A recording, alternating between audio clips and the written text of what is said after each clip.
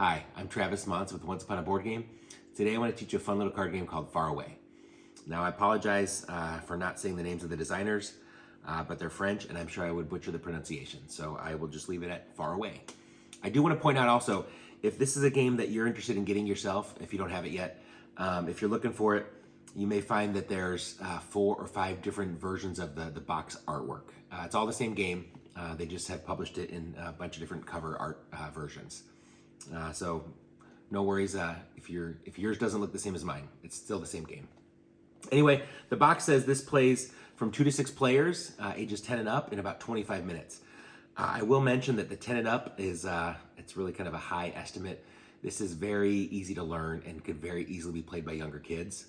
It's a very family-friendly game. And the 25 minutes too, it's really quick, especially once you've learned the game. It's super quick. The terms are really simple in terms of how it plays. The one catch is that there's a tricky way that it scores. So how it plays is simple, but to play it well, it may take a couple of tries to kind of fully grasp how to do it well. But it's a fun, quick little game. Let me show you how it plays. Okay, as I said, I'm gonna be teaching Faraway. So in the box, you have a deck of region cards. They're numbered 1 through 68. So there's 68 different ones. And you have a deck of what's called sanctuary cards. Of course, you have the rule book. You have a little player aid that gives an example of the types of scoring the cards can give you, some information about sanctuary cards, and a really helpful little example of a sample scoring so you can understand how the scoring works. So that's pretty helpful to help learn the game. It also comes with a score pad. You can just set that aside for now. I've got this set up for a 2-player game. To start, basically, all you gotta do is shuffle both decks, deal 3 cards of the region cards to each player, and then you lay out in the display a cards equal to the number of players plus 1. Right? So for a 2-player game, you would lay out 3 cards. This does go all the way up to 6 players. So if you're playing with 6, you would lay out 7 cards in the middle. So number of players plus 1 in the middle. Each player starts with a hand of 3, and just shuffle and set the sanctuary cards off to the side for now. Okay, so how does this game work? What are we trying to do? Well, this is a game where you're going to score points for the different cards that you play. The game is played over 8 turns. So basically, you're going to play 1 card each turn. After 8 turns, the game is over and you score. Okay, and then at that point, the highest score wins. So how does a turn work? What are we doing on each one of those 8 turns? So everybody starts, like I said, with a hand of 3. Normally, you would keep this hidden from your opponents at the table. I'm just going to set them face up just so we can see what's going on and I can kind of talk through how it works. I wanted to take a second to show this center part of the rule book to illustrate and talk a little bit about what the region cards look like. First and foremost, you'll see that the region cards correspond to one of 4 different colors. And for those colorblind players, as you can see, there's different patterns. Okay, so it's colorblind friendly in that regard. Also, each one of the region cards has a number in the top left corner. And like I said at the very front, those numbers go from 1 to 68. That number, thematically in the game, it represents the amount of time it takes to explore this new region. Okay, and you'll see, as you can see here, there's some daytime cards with a little sun on it and some nighttime cards with a little moon on it. Okay, so some cards are dark daytime or nighttime cards. You'll also see some of the cards, like this one, for instance, they have little symbols in the upper right-hand corner. Okay, there are 3 different types of symbols. There's stones, chimeras, and thistles. Looks kind of like a pineapple almost. That's what we usually say. But you'll see, like with the little greater than signs, the stones are the most common of those types of symbols that you'll see, and the thistles are the most rare. Okay. Some cards also have this little treasure map. It's called a clue. All right, so you see a couple of cards have that clue symbol, that treasure map symbol. And then almost every card will also have some type of scoring condition. In other words, some way that it can give you points. But above the scoring, the points that it can score, some of these cards will have a prerequisite. In other words, symbols that you have to have in front of you in your tableau, in your display, in order to score those points. In other words, to score these 15 points, I would have to have visible on cards in front of me 2 chimera symbols and a thistle symbol. And if I have those symbols visible, then I can score those points. So that's how that works, okay? The sanctuary cards are similar, although some of them are gray. They do not correspond to a certain color, okay? But they have similar They have maybe some of the stones. They have maybe a symbol to show that it's a moon card. They have the little clue, the little treasure map tokens. They might have different scoring conditions of their own, that kind of stuff. Okay, so that's what these sanctuary cards might look like. Okay, as I said up front, this game is played over 8 rounds. So there's 8 turns. Okay, each turn, each one of these rounds of the game is played in a similar fashion, where first of all, we explore a region. In other words, we're going to play one of the cards from our hand. Then we possibly can find sanctuaries. That's where these cards come into play. And then finally, we'll end the exploration by drawing a card to draw back up to have still a hand of 3 for the next turn. Okay, so how does that work? Well, simultaneously, as I said, these would normally be hidden in your hand. I just have them laid out so I can kind of talk through the game. Simultaneously, in this explore a region phase at the beginning of each turn, every player looks at their cards and they choose one of them to play. Okay. Once you've chosen a card, you just basically put it face down in front of you to let the other players know you're ready. So once everyone has chosen a card, then we're ready to flip them over and add them to our display, our tableau of cards in front of us. So maybe we do something like this. Okay. Now that's the explore a region. Okay, we each play a card. Next is the chance to find sanctuaries. Okay. In order to find sanctuaries, the card that you play has to have a number higher than the card previous. So of course, with the very first card we play, there is no previous card, so you can't find sanctuaries on the first turn of the game. But maybe if my next turn, if I played a 23 is higher than a 21, so I am able to find a sanctuary. Okay. However, if I had done it in the reverse order, if I played a 23 and then played a 21, okay, the number that follows is not higher, so I won't find a sanctuary. So in order to find those sanctuary cards, you want to get higher numbers as you go progressively from left to right in the order that you play them.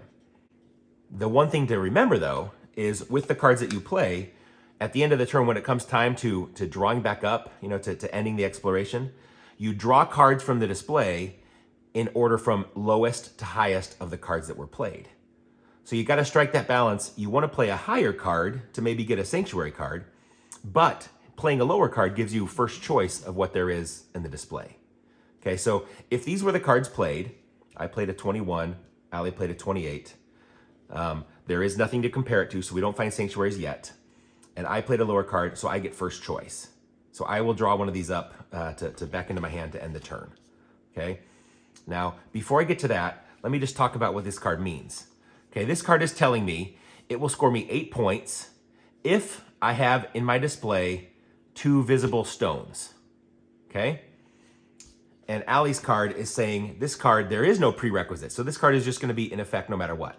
This says she will score 3 points for every chimera symbol that she has in her display.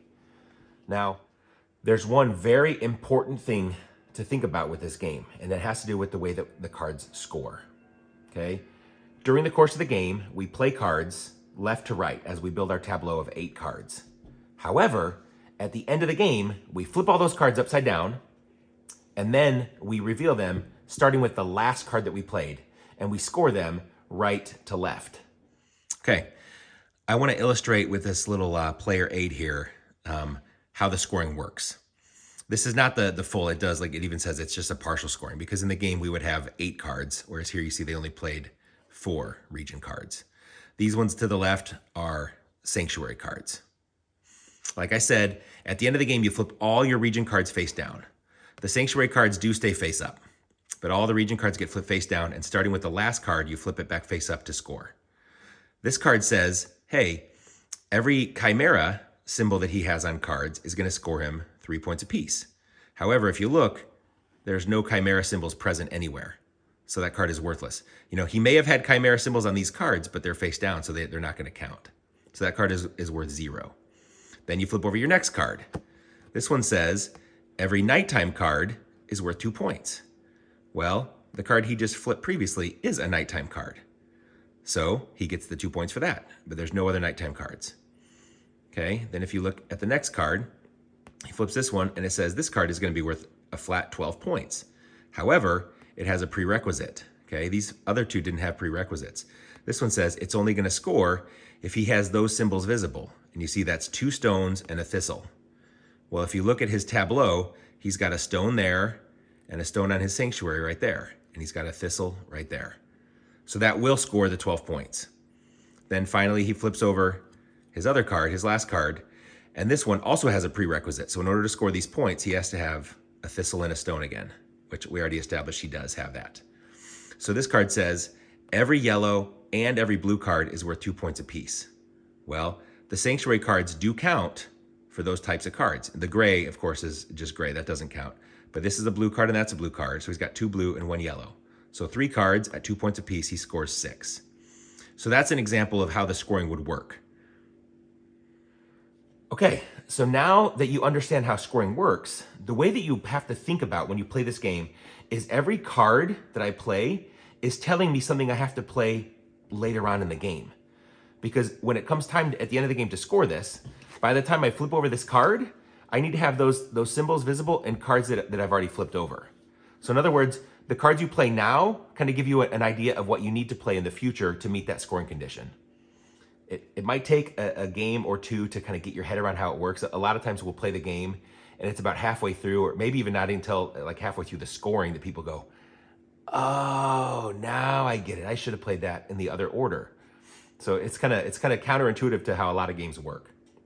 Okay, so like I said, we first explore regions where we each play a card simultaneously, and then we'll explore sanctuaries if we have them, which again, you get them by playing a number higher than your previous card, which at the start of the game, there is no previous card. And then finally, you end your turn by drawing back up, back in your hand, and you do that from lowest to highest of the cards just played. So with me playing a 21, Allie playing a 28, I would get to choose first. And I'm thinking, I want to have 2 stones to be able to score these 8 points. I already have 1 stone on a card that I can play later on. Maybe I want to get a different stone. Okay, so that's something I can think about. And I'm also thinking about, hey, if I play this card, I can get 4 points for every thistle, but I would need two chimeras to be able to meet this criteria to get this scoring condition. So maybe I want to get a card with a stone and a chimera. So that's something else to think about. Or maybe if I'm going to be getting thistles to score 4 points, maybe I want to double down and get more points for thistles. So maybe I want to do that. So I'll say, yeah, what the heck, I'll try that. So I get first choice since I played a lower card. So I draw this card. Allie, with a higher number card, she draws last. And she's thinking, I just get 3 points for every chimera. So she goes, hey, I might as well get a chimera. Okay, so she draws that one. And then the card that wasn't chosen just gets discarded. Okay, we go to the next round. We draw cards equal to the number of players plus 1. So we draw 3 cards again. Then we get back to that explore a region phase. Again, simultaneously and in secret, each of us would choose a card. I'm thinking, I want to play something higher than a 21 so that I can find a sanctuary if possible. But I also want to play something that is going to meet this scoring condition. So this looks like it's pretty perfect. It's got a stone to help me meet that condition, and it's higher than that. So I think this is the card I'm going to play. So I put that face down in front of me. Allie's thinking, hey, I want some of those chimeras. So you know what? Right now, she's thinking, how about she tries this as well? She's gonna want to play a higher card, and then this tells her that she can score more for stones. So then if she plays this later on, she'll have both a chimera and a stone. So this will help score both of those cards. So she's thinking she wants to play this one. So once we've both chosen our card in secret, then we reveal, we add it to our tableau in front of us, okay? And here comes the find a sanctuary, okay? We both look. I played a higher number than previously. So thematically, again, this is how much time it takes to explore. Well, this only took 21 hours to explore, and I just spent 23 hours. So I fully explored the region and found a sanctuary. And that's kind of thematically what it talks about in the rule book. Anyway, you play a higher number, you get to draw a sanctuary card. Now, you always get to draw a flat 1 sanctuary card, but you can possibly draw more for every time that you see one of those treasure map, those clue symbols on cards in front of you, okay? You only ever get to play 1 sanctuary card per turn, but basically with more clue symbols, you get a bigger variety of cards to choose from, okay? But with no treasure map symbols, I just get 1 sanctuary card, so I just draw it and I can play it in front of me. Hey, that's another chimera, so that might help me meet future scoring prerequisites, okay? Then Allie comes to her, and then I would end my turn by drawing back up, right? Since I played a lower card than Allie, 23 versus 30, so I would get first choice of what to draw. So I would say, again, for some of these cards, I want some of those chimera symbols. I might get this. Maybe that might help me. Or thistles. This is good for thistles. Maybe I want to get this one. You know what? I'll get this guy. Okay. And then it's Allie's turn. And again, Allie played a higher number, so she also gets to find a sanctuary. She has no treasure map symbol, so she just gets 1. And this tells her she'll score 2 points at the end of the game for every thistle that she has in front of her. Okay? And then she gets to draw a card, and she's thinking, hey, she wants to see chimeras and stones, so maybe she'll go for a card like this. All right. So again, we explored, we added the card, we found sanctuaries, and we ended the turn by drawing back up. Okay? So we discard what's left, we set out 3 more cards, and maybe I'll just play one more turn as a for example, then I'll show you how the game might look at the end. Okay? So again, in secret, we would think, okay, so if I play a number higher than 23, I would get to find another sanctuary. So maybe I want to play this because this is higher, a 33 is higher, plus it has a treasure map, so it'll give me a bigger variety of cards to choose from. So I'm thinking, yeah, that sounds good. I'll try that. So I put this face down. Allie's thinking, okay, if she plays a 35, that's also a higher number, so she'd find a sanctuary. And then this would give her the goal of, from this point forward, she wants to try and get sets of all 4 different color cards to score 10 points per set.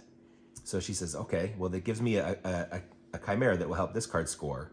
And so she's thinking that, sure, why not? I'll do that. So we both select our card. And then once we've all selected, we reveal. And I played the lower card, so I would get to go first. So again, I look, 33 is higher than 23, so I do find a sanctuary. And so you always draw 1, plus you draw 1 more for every map that you see. And I do have a map, so I get to draw a second card. So then I would choose between these 2, which one do I want? So would I rather get 1 point for every red card that I have, and it would count itself, or do I want to get an additional map and a goal of getting 4 points for every set of all 4 color cards? You know what? This looks really good to me because it not only gives me another map, I already have all 4 colors. I got a red, a yellow, a green, and a blue. So I already have a set of all 4. So that looks really good.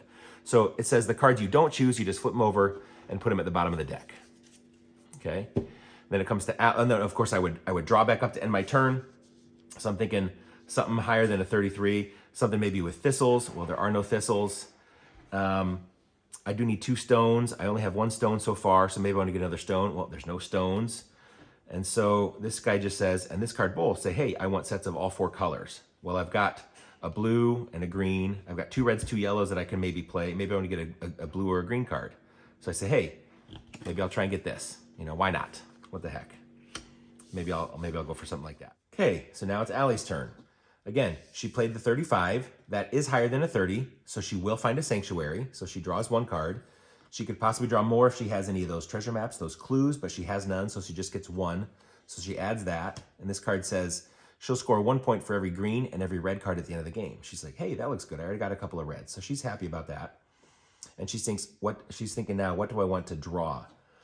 Well, ideally she wants to get more of the chimeras or the stones. They both have a chimera, so they're equally good from that regard.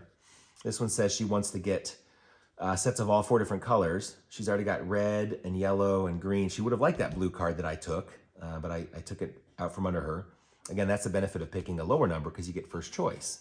So you have to find that balance between playing a higher number to get sanctuaries versus a lower number to get first dibs of, you know, what's available. So Allie might just say, you know what? She goes, I'll just grab this. Why not? Okay, so that's the end of that turn. So this would get discarded, and we're already almost halfway through the game. So you can see this is really, really quick. But we would reset for the next round, and then we would repeat. We would play another card, add it to our tableau, possibly find sanctuaries, and then draw back up at the end of our turn. So I'm gonna pause here and maybe fast forward to the end of the game to show you how it might look at the end of the game and how it would score. Okay, so we just played our 8th and final card, got our last sanctuaries, and we're done. We didn't need to draw back up, of course, because the game ended. So we had a couple cards left over. We can just discard those. We don't need those. Now, normally, what it recommends is just play your cards in one straight tableau, right? So there's no doubt, the order you played them in. It does say if you're constrained with table space, which I obviously am, you can put them in multiple rows as long as you just remember the order you played them in, right? So not a big deal, that's easy. But like I said, once you've played everything, at the end of the game now, you got to flip everything upside down and we're going to score the cards in reverse order, okay? So again, this was the order I played, so this card would be the one I would score first. Scoring works. And again, the Sanctuary cards do not flip over. They stay face up. Okay? So maybe I'll zoom in a little bit to show my scoring. Okay, I got the score sheet. Let's see the Trav and the Alley. Let's see how we did here. Okay, again, we start with the last card played. We flip it over. This card says, in order to score, I have to have 2 chimeras and a stone. Well, you see, this only has a thistle, and I have a stone and a chimera. So I have one chimera and 1 stone, but not 2. So this could have gotten me points for blue cards, but first of all, I don't even have any blue cards, and I don't even have the scoring condition. So this card scored me a whopping 0 points, okay? That's all right. Next, we look at this card. To score, this card needs, it's 13 points if I have 3 chimeras, which I do not. I have 1. So again, that card got me a whopping nothing. I was trying to get a bunch of these stones. I fell 1 short from a goal. I was hoping that I'd get the stones I needed, but it didn't work out. So we'll see. We'll see how this goes. Next, we look at the next card. Okay, this has no scoring prerequisite, so it will score. And it says, I will get 10 points for every set of all 4 colors. Well, I've got a blue and a red and a yellow and a green. I don't have a second blue or a second red. Okay, so I just have 1 set, but that gets me 10 points. So 10 points for that third card. This one says, if I have 4 stones, it'll score 20. And this is why I was trying to get those. I had 1 stone from the Sanctuary, and I had a second and third stone. I was trying to get that 4th stone with either the card or the Sanctuary, but it didn't quite work out. So this card, womp womp, 0 points. I'm doing fabulous here. Then this card, I need 2 chimeras in order to score it. And again, I got 1 chimera. So this card, womp womp, 0. I think this is the worst I've ever done. I don't know if I really want to have this evidence online. Okay, this card, it has no prerequisite. It will score. It says 3 points for every thistle. I've got 1 thistle, 2 thistles. So that's just 6 points. Okay, this card says 10 points. Again, no prerequisite, so it will score. 10 points for every set of all 4 colors. Well, let's see. I've got 3 yellow, I've got 3 red, I've got 3 green, and 2 blue. So I'm 1 blue short from 3 sets, but hey, that's 20 points. That's good. And then this last card here, this says it's worth 8 points if I have 2 stones. Well, I do. I've got actually 3 stones visible. So that is worth 8 points. And then we look at sanctuaries. And this sanctuary says 1 point for every blue and yellow card. So I've got 1, 2, 3, 4, 5, 6. So that one's 6. And then this is 4 points for every set of all 4 colors, which I think we just established. I have 2 sets, right? No, I have 3 sets now. Now that I got that last blue card, I got 3 blue, 3 red, 3 yellow, 3 green. Wow, I've got 3 sets. So both of these cards are worth 4 points apiece. So that's 12, and that's 12. So that's 24. Plus then how many was it? I think it was 6. 1, 2, 3, 4, 5, 6. So 24 plus 6, 30 points in sanctuaries. Wow, I'm excited about that. So then I would add up my score. 60 plus 14, 74. Ooh, not that great. Then we would look at Allie's score. Okay, Allie's first card. This says 2 points. Again, no scoring prerequisite. So it's worth 2 points for every chimera. Well, she's got 2 chimeras visible. So that's worth 4 points. So 4 points for her first card. Then this one, it has no scoring condition. It just has a bunch of symbols. So that was helping her to meet some other prerequisites. So card number 2 is worth 0. This one here says 10 points if I meet the prerequisite of 2 stones and a chimera, which is why she played those cards. So 2 stones and a chimera, so she gets those 10 points. Then this one, it says a prerequisite of 2 thistles. She's got 1 thistle, but no other thistles. So that one, womp womp, 0 points. Next card. Oh, once again, a prerequisite of 2 thistles. We just established she's got 1, but not 2. So that card, again, womp womp, 0. We're looking pretty identical in terms of, we didn't do so hot with some of these later cards. Next one. This one, no prerequisite, so it will score 10 points for every set of all 4 colors. She's got 1 red and 1 green, and she's got multiple blue and yellow. So she's got 1 full set, so that's 10 points. And then the next card, This one says, this is no prerequisite, so it will score 2 points for every stone. Well, she's got 1, 2, 3 stones, so that's worth 6 points. And then this card here, again, no prerequisite. It scores 3 points for every chimera. 1, 2, 3, 4, 5. So 15. That was a good card for her. And then you look at her scoring cards up here. This is worth 2 points for every thistle. She only has the 1 thistle. So that one's worth 2. This is worth 1 point for every green and red. She's got 1, 2, 3, 4 of those. So 4 plus the 2, so she's at 6. And then 1 point for every yellow. 7, 8, 9 points. So 9 points for her sanctuary cards. So we look at Allie, and 9 is 54. Haha, 74 to 54. I beat Allie again. Woohoo! But that's how you play Faraway. I do just want to briefly mention in the rulebook, there is an advanced variant for how to set up. Instead of just dealing a flat 3 cards to each player at the table, you deal each player 5 cards. Each player can then look at their hand and choose what 3 cards they want to start with. Once they've chosen their 3, they take those 2 extra cards, they all just get shuffled back into the deck, and then you would of course set out the cards equal to the number of players plus 1 to get ready to play.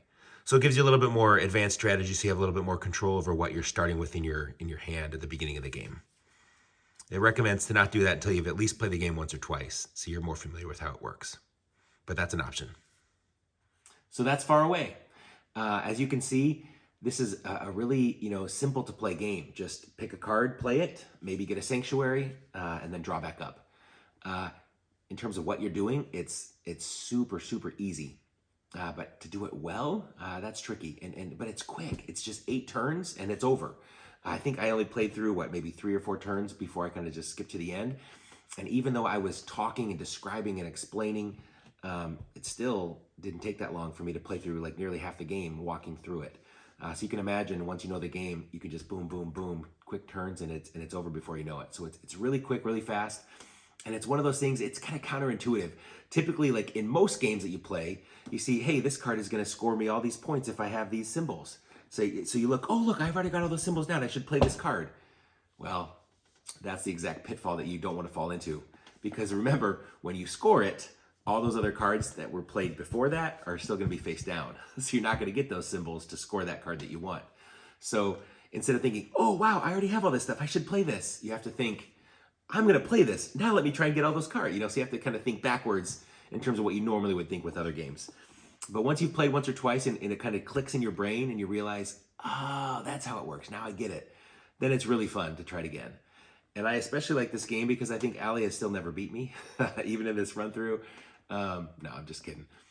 Well, I'm not kidding about always beating her, but gotta have fun when I can, right? Because she does win a lot of these run throughs. But anyway, that's how Faraway works. Hopefully this has taught you the game well enough to sit down and play it yourself. It's really easy to play. If you have any questions or comments, please let me know. I appreciate your time, appreciate your watching this. And yeah, if you want to give me a like or subscribe, I'd appreciate it. And let me know if there's another game you want me to cover. Once again, Travis Mons with Once Upon a Board Game. Thanks.